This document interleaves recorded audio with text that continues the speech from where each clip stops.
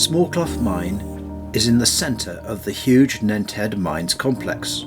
The entrance level is about 1.5 kilometres southeast of Nenthead village. It gave access to the highly profitable pockets of lead ore under the hillsides around the head of the valley that were in part discovered from other levels. So it is not an isolated mine. There are vertical links down to ramp gill levels and flats.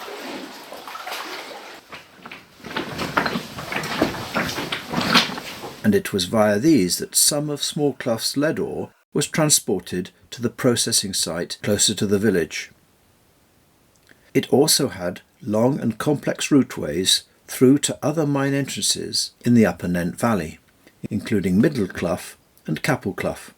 Records show passages extended south towards Garrigill and northeast towards the Coalclough Valley. These connections are currently blocked and are still being investigated.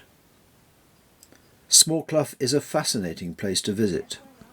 Within comparatively short distances underground, there is a wide diversity of mine passages, industrial relics, and geological phenomena. Preserved inside, there is much evocative evidence of the lives and skills of the miners who created its many kilometres of passages in their frequently successful search for galena.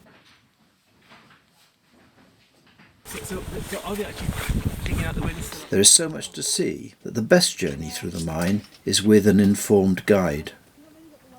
This film records such a visit in 2019, led by Nenthead mine expert Peter Jackson. And here we're stood at the bottom of one of these shafts, which has now been filled in. You can see the water and the ochre on the wall, and that's where the shaft from the surface originally came down. Old miners found that they could ventilate a mine by sinking shafts from the surface to meet the level that they'd driven in. Well, then below us is an opening into the shaft continuing down, and this goes about 15 metres to a blockage. And the groundwater from the surface is leaching out the iron minerals which are in the rock and depositing them as little waterfalls of iron ochre. Zinc and cadmium are two very troublesome pollutants in the River Nent, and there are various schemes at the moment to extract the zinc from the water to improve the quality. We're walking now into a whimsy chamber where a horse was brought underground.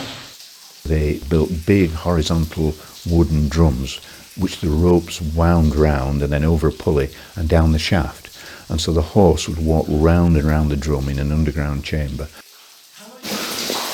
There's lots of tick marks on the wall where the miner has just cleaned off the surface so it doesn't dip the horse as it walks around the whimsy.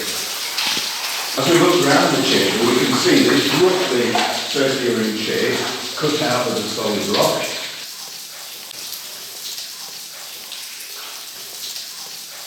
It's got a large arch with a timber pole across the front of it, and just below that is where there is a vertical shaft going down, and the horse whimsy was used to wind the buckets of that shaft. 80 feet deep. You can see here, this is the bearing for the shaft, and here's the top pin that held the shaft in place as well, and here's the bearing block for which the bottom bearing sat in, and there's lots of little ironwork. Really old archaeology, probably dating from about 1800.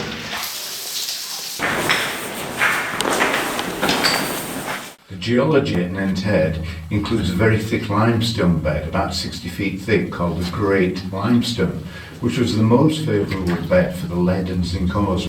The roof is a very dark, black, loose material called the Black Beds.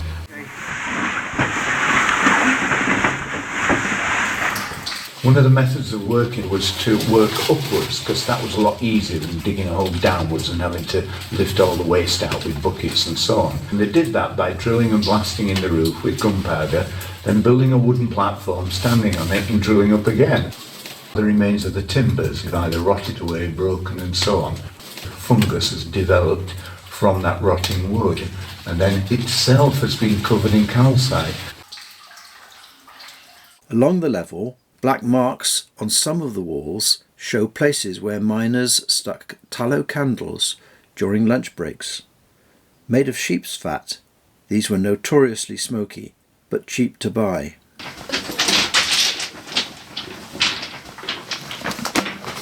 The mineralisation hot fluids have followed the horizontal layers of the limestone rock and replaced it. All the little holes and cavities have been filled up with minerals, these flats. And the miners thought these were great places to work because they were often very full of galena, so they would make a lot of money. The disadvantage is the grey limestone, it's really, really hard, so you need a lot of gunpowder and a lot of sweat and brute strength to drill your holes to do the blasting. Looking at the heaps of rocks that we blasted out and sort through them, and any that had no valuable minerals in would be regarded as being dead, not alive if you like, and so they would be put on one side. As well as bringing stone in from outside, from quarries, they would often use the deads to build walls to support the working.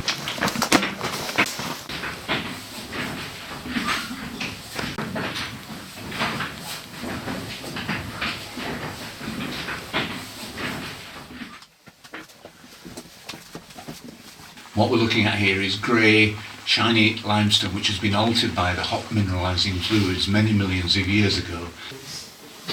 Creamy white and some orange patches, and they are a mineral called anchorite or dolomite, which is a calcium magnesium carbonate. It has no economic value, but it's an indicator to the miners they are likely to find the lead ores and the zinc ores. Galena, which is a lead sulfide, about 60% lead. We can see the shiny grey and silvery colour. In crystallography terms, the galena is a cubic mineral. That means that if we see a really good specimen, it should look like a square cube, very much like a sugar cube. You'll see also that the limestone itself has gone a very orangey colour. That's because there's a certain amount of iron got into the limestone and changed its colour as well. Many of the mineralised pockets have a yellow sulphur colour, related to the decomposition of iron sulfides. The blue-green tinge in the core of the decay area is also a secondary result of iron sulfide decomposition. It is melanterite, which is powdery and hygroscopic.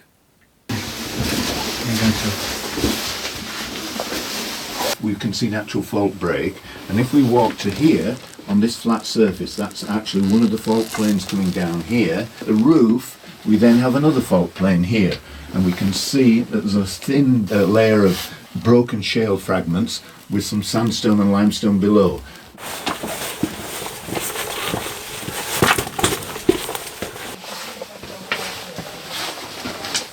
Oh, this artwork's lovely. The mineralisation. Oh wow. It's amazing the way it grows everywhere. So this just grows in situ. So this is on top of the bricks. So this is really recent. Gypsum bristles on the top. It's all good fun. Now as you breathe, they were like swinging like this, and of course they break, don't they? There's some interesting chemistry there, isn't it? They were really good. I think if nobody went down, they would just keep on growing. But if you can imagine it when it's 8 or 10 inches long, absolutely amazing. It comes and goes. Sometimes you go down there and there's none at all. So was it somebody's job specifically to build the tunnels? Yes, to build the arching, yeah. Right. Some places it's in the contract that the miners were paid so much a length, a distance, usually a fathom, 6 or 8 feet, to build the arch at the same time. But in some places they paid the miners separately, like as a skilled job almost, to build the arch. Right. So you want to keep this open, so you would internally have rules that said we will look after these main haulage routes by stone arching them. Never use timber because it was too expensive and it rotted. There's a quarry up on top of the hill which is still working even now. And at the moment they don't get this, it's too blocky, but at the time this was being built it apparently broke very easily on, as you say, on these horizontal layers. And where there's no arch in the rock itself has stayed there? Yeah, you'll see further on we're into like massive cave-like chambers in the limestone.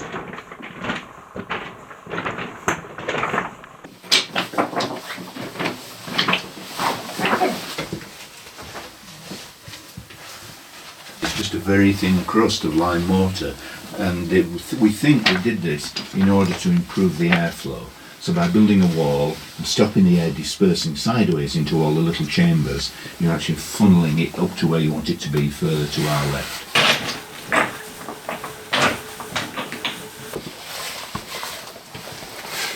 Superb arching.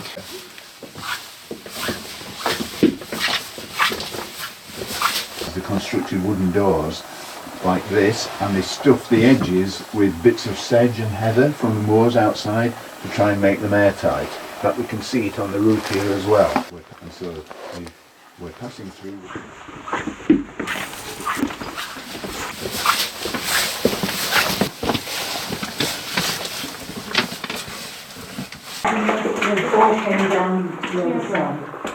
You've got a man way and a ladder way. That's right. So the ladder would go up one side and The ore came down the other side. It's quite impressive, isn't it? Yeah.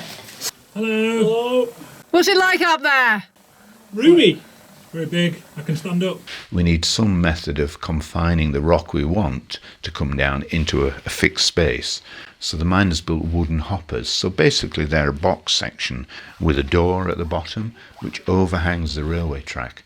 So when the mine wagon is pulled up and parked below this hopper, the door can be opened and the lead ore that we want is dropped into the mine wagon out of the hopper.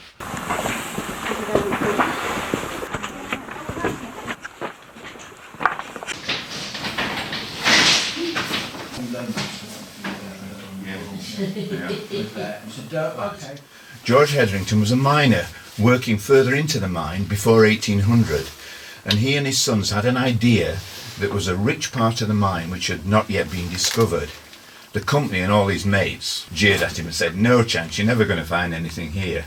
So what they used to do was do the shift in the mine for the company, and at the end of the shift wait till everybody had left and start to drive their own tunnel in their own time. And what they did was break into these workings that I'm sat in now, which were very rich in lead ore, and that led to the discovery further on of the main Smallcleugh flats, which were even richer in ore. So it was George and his sons who actually did the development work and found the flats in the first place. Unfortunately for the modern explorer, the tunnels are only about this sort of height, and it's a hands and knees crawl for about 60 metres. So George Hetherington's a bit of a swear word these days. Which they've left an arch there just for support, I suppose. Yeah. So this is where they started, and they drove opposite direction to what we've been travelling. How many sons did he have? Two, I think. It's quite a lot of work for 3 men, isn't it? Oh, yeah. So this is the old section, and then George thought, oh, there's something that way, and he dug that crawl out. Correct.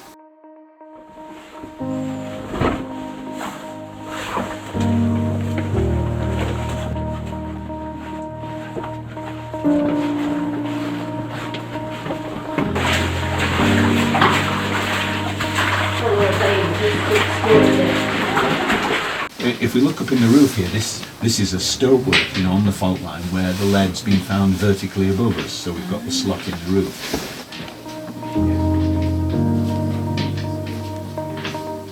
And the company were working here in about 1780. 1855. Is that the second or the third? Or is it AG? Do you think it's August?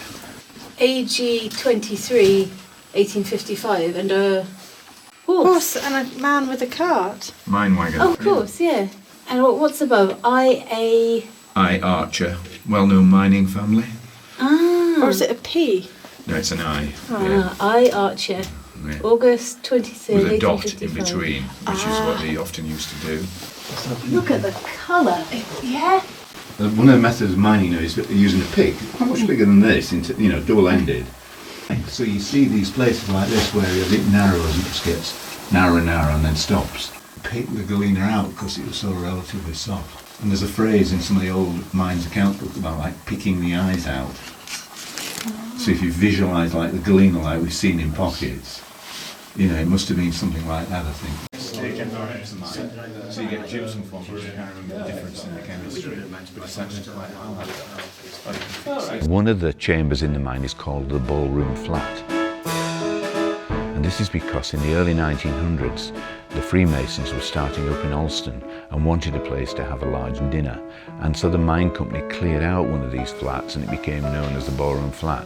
We understand from newspaper reports at the time that the managers of the company and the masons and their wives were carried in on the mine wagons and had a big banquet in the mine. It was so successful that apparently they had another banquet the next year in the same chamber. When we first came into these mines to explore them in the 1960s, we found the floor was still covered with sawdust and bottle tops and candle marks from that time. Geologically, it's interesting because we're stood on a sloping floor, sloping like down this way, and that's because it's following the bends in the limestone. So when the miners have mined this flat of lead ore out, they've followed the bedding planes.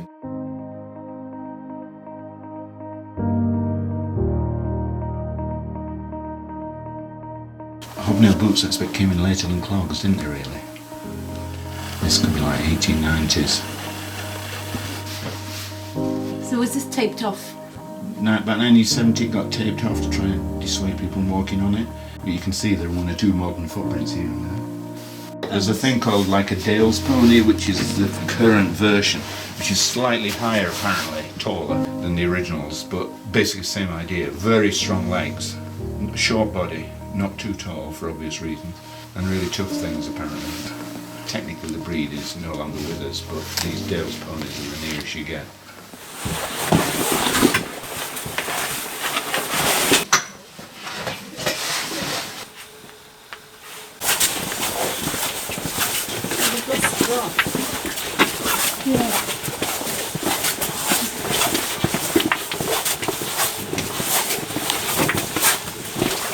The little ballroom is symmetrical and is unlike normal, irregularly shaped flats workings. There is little remaining evidence of vein or cavity mineralisation. The rock itself is unreproduced. But the perfectly stacked deads at its entrance imply it was created during ore extraction. What's happened? We just walked past underneath. It connects with one of those.